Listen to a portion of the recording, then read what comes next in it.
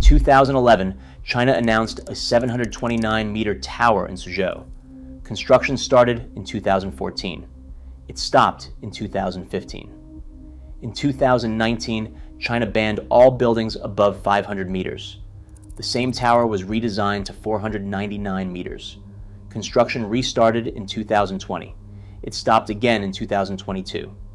In 2025, the developer ran out of money. The project was listed for sale as a non-performing loan. 3 stops, 2 redesigns. 1 foundation, poured for a 729-meter building, still in the ground. Nobody has said what that foundation looks like today. In 2011, Zhongnan Group announced something extraordinary. A 729-meter tower in Suzhou, the canal city an hour from Shanghai, one of China's wealthiest secondary cities. At 729 meters, it would have been the second tallest building in the world, surpassed only by the Burj Khalifa. 137 floors, a 7-star hotel, luxury residences, international offices, a signature crown inspired by the osmanthus flower, the official flower of Sujo. The renders were spectacular. The ambition was clear. Sujo wanted to announce itself on the global skyline. Construction began in 2014. The foundation went in, massive bored concrete piles, driven deep into the Suzhou Industrial Park ground, calculated for the weight of 729 meters of building pressing down above. Then in 2015, construction stopped. No dramatic announcement, no engineering failure. The developer had financial difficulties. The site went quiet. For 4 years, the foundation sat in the ground. The piles were in place. The foundation raft was poured. The lower structure was partially complete. And then, in 2019, something happened that made the situation significantly more complicated. China's national government issued a regulation banning the construction of buildings taller than 500 meters. The Sujo Tower, at 729 meters, was now not just stalled, it was illegal. The developer had 2 options: abandon the entire project and the foundation already in the ground, or redesign the tower to come in below 500 meters, reuse the existing foundation, and start again. They chose to start again.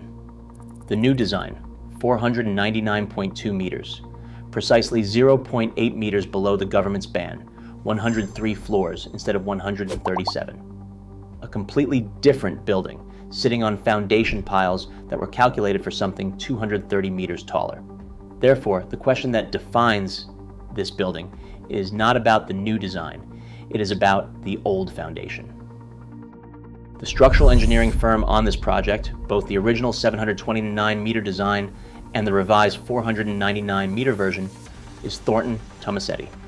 That name will be familiar to anyone who has followed our previous videos.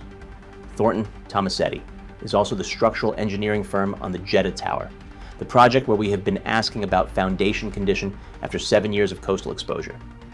In the Sujo case, Thornton Tomasetti's own published documentation states explicitly, the pile foundation built for the original tower is fully utilized by the new one. That sentence is worth reading carefully. The piles that were driven into the ground in 2014, calculated for a 729-meter building, are being used to support a 499-meter building. In structural engineering, this can be acceptable. A foundation designed for a heavier load that is now carrying a lighter load has excess capacity. The piles are stronger than strictly necessary for the building above them.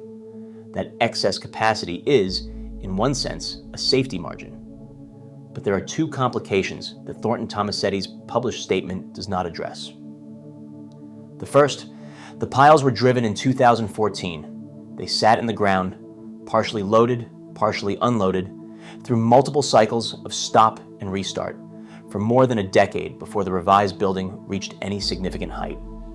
During that decade, the Sujo Industrial Park's groundwater continued its chemical interaction with the concrete and steel in the foundation. The Sujo region is not a Red Sea coastal environment, but any concrete structure in contact with groundwater over a decade undergoes changes that need to be assessed before a significant new load is added above. The second, the load path of a 499-meter building is not simply a scaled-down version of a 729-meter building's load path. The distribution of forces through the structural system, where the loads concentrate, how the core wall interacts with the foundation, what the pile group behavior looks like under the revised load, requires a complete structural reanalysis. That reanalysis was conducted. The result is that the project is proceeding with the original foundation. What the reanalysis found, the specific condition of those piles after a decade in the ground, the chloride measurements, the settlement data, the load distribution calculations, has not been published. Stop for a second, because here is the detail that connects Suzhou to every other story on this channel. The foundation is the part nobody can see, and it is the part nobody is talking about. In mid-2022, construction stopped for the second time, not because of a government ban, not because of a design change, because Zhongnan Group, the developer, ran out of money. China's property sector had entered a crisis. Evergrande collapsed in 2021. Dozens of major developers followed. Zhongnan Group, which had borrowed heavily to finance the Suzhou project among others, faced what its own financial documents described as severe cash flow shortages and a high asset liability ratio. The construction site went quiet again. Workers left, equipment sat idle. By December 2025, the situation had deteriorated further. Everbright Trust, one of the project's lenders, listed the Suzhou Zhongnan Center as collateral for a non-performing loan of 1,271,000,000 yuan. The project had been seized multiple times by creditors. The collateral for those seizures is the building itself and the land it stands on. In February 2026, a financial creditor's rights transfer announcement for the project appeared on the Alibaba asset platform. The Suzhou Zhongnan Center, partially built, twice stopped, on a foundation originally designed for a different building, was effectively being sold as a distressed asset. As of mid-2026, the project has been redesigned for a third time. The Skyscraper Center database notes the project was redesigned again in 2026.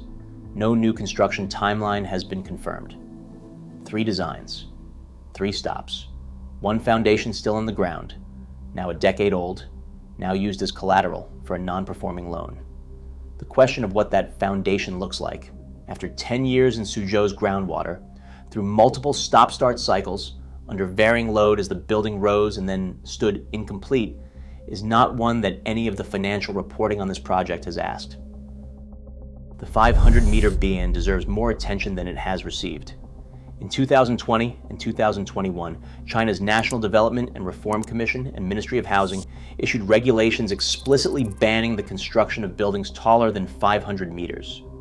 The stated reasons were safety concerns, resource efficiency, and what officials described as the problem of vanity architecture, buildings designed for symbolic height rather than functional purpose. The ban was significant. At the time it was issued, China had more super talls under construction than any other country in the world. Several projects, including the Suzhou Zhongnan Center, had to be redesigned or abandoned entirely. But the ban also created an engineering situation that has received almost no coverage.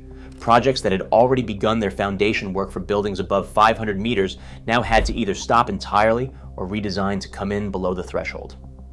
The Suzhou Zhongnan Center chose to redesign. The foundation stayed. The building got shorter. What the ban did not address, because no regulation could, is the question of what happens to foundation systems designed for one structural load when they are repurposed for a different, lighter building. The regulation set a height limit. It did not set a protocol for assessing existing foundations that were originally designed for taller structures. That gap exists not just in Suzhou. It exists for every Chinese super tall project that was redesigned downward after the ban. And there are several. None of them have published post-redesign foundation assessment reports.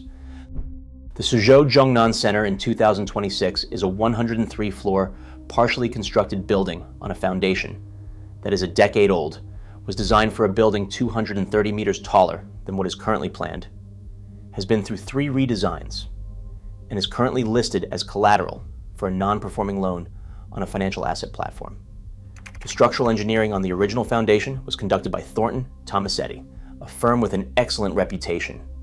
Their published statement says the original piles are fully utilized by the new design. That is a professional confirmation that the foundation is considered adequate. It is not a published assessment of what the foundation's condition is after a decade in the ground. This is the same gap we identified at the Jeddah Tower, where construction resumed after 7 years of coastal exposure without a published post-dormancy inspection. It is the same gap we identified at the Mecca Clock Tower, where a mid-construction design change produced a revised load calculation that was never released. In each case, the engineering was done, the professionals signed off, the building is proceeding. And in each case, the specific findings of the assessment that justified proceeding have not been shared with the people who have a stake in knowing them. For the Jeddah Tower, those people are the future residents of the world's tallest building. For the Suzhou Zhongnan Center, those people are currently the creditors who hold the building as collateral for a non-performing loan. And eventually, if the building is ever completed and sold, the buyers of a 7-star hotel and luxury apartments on a foundation that has been in the ground since 2014. The building has been redesigned 3 times. The foundation has not moved. And the assessment of what a decade in the ground through stop-start construction cycles has done to those piles, the ones that were supposed to hold 729 meters and are now expected to hold 499, has not been published. Drop it below. Would you buy an apartment in this building? See you in the next one.